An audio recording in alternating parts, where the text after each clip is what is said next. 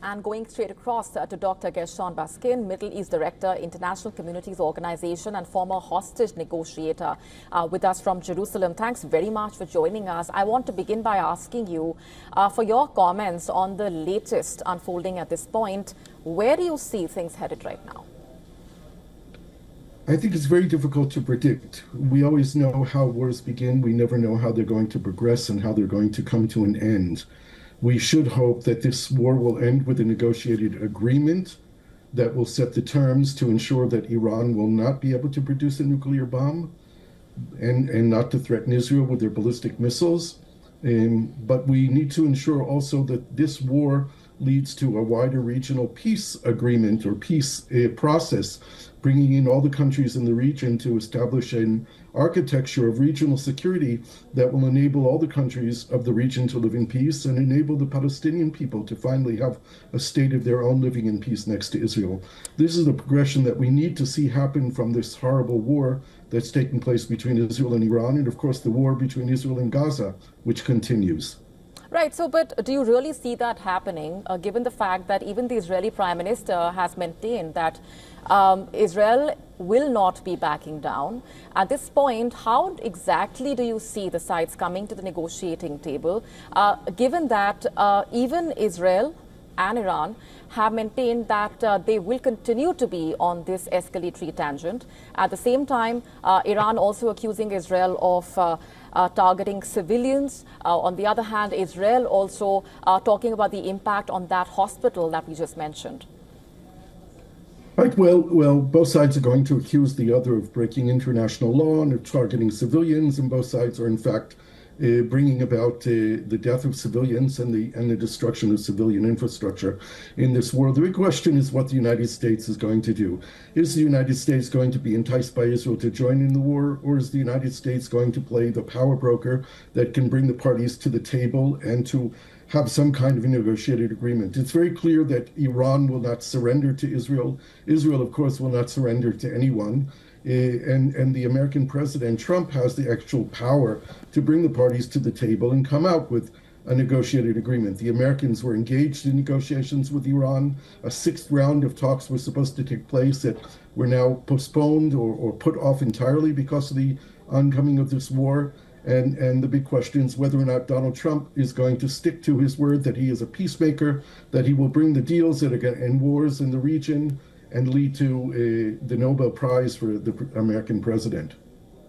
You've been closely involved in the secret back channel between Israel and Hamas as a former hostage negotiator. Give us a sense of what really goes on behind the scenes. For example, when you're talking about a negotiation taking place at this point, what exactly do we really see happening behind the scenes for that to actually be a conclusion? Because right now we do understand that, for example, the European and Iranian officials will also be meeting. But given what's happening on the ground, how optimistic really are you about the scope for diplomacy?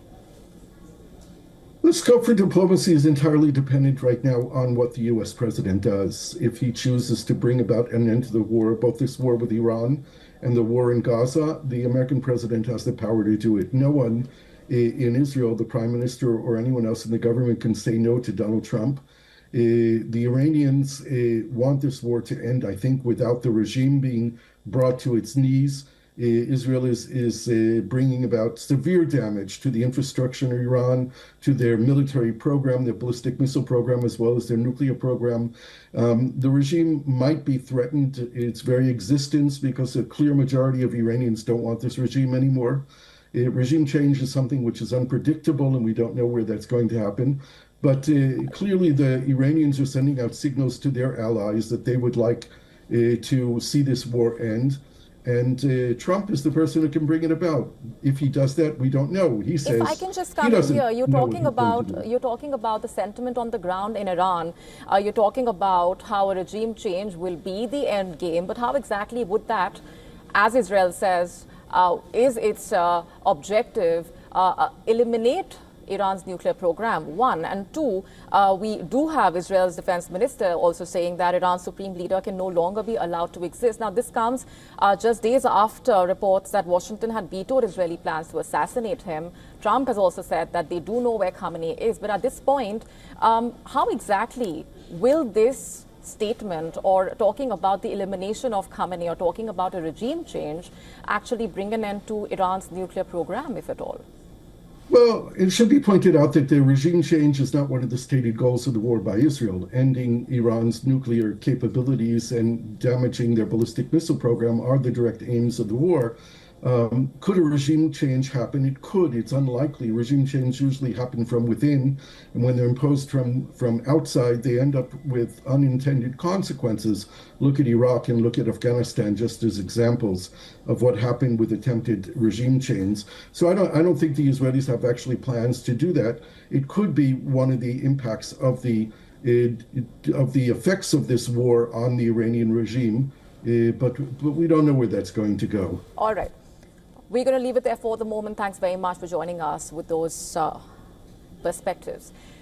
And as we closely monitor the latest coming in, Iran's potential closure of the Strait of Hormos is a threat that has re-emerged amid the rising tensions with Israel. Iran's Parliamentary National Security Committee Board member also saying that Iran has many options to respond to aggression, including closing the Strait of Hormos.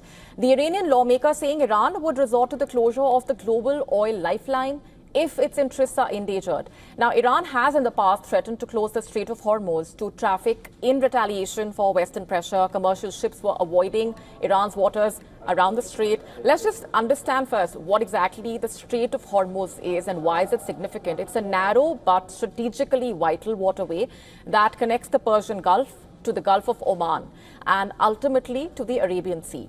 It sits between Iran to the north and Oman and the UAE to the south.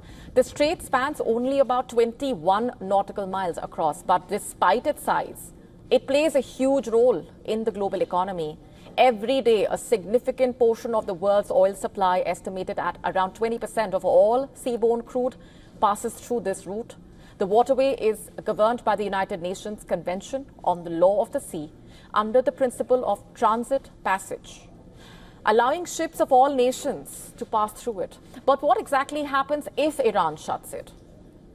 It would have an immediate impact on the global price of oil, which has the potential to cause significant worldwide economic disruptions. And this would come at a time when oil prices have already increased after the ongoing tensions in West Asia. The closure of the waterway would affect Gulf Arab states, which have already been at odds with Iran and aligned with the United States.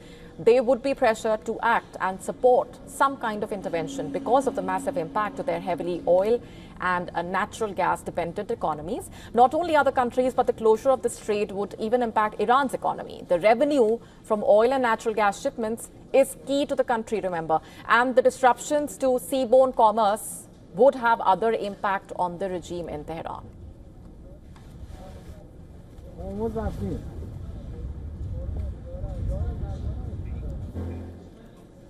To stay up to speed with the latest news, download the WION app and subscribe to our YouTube channel.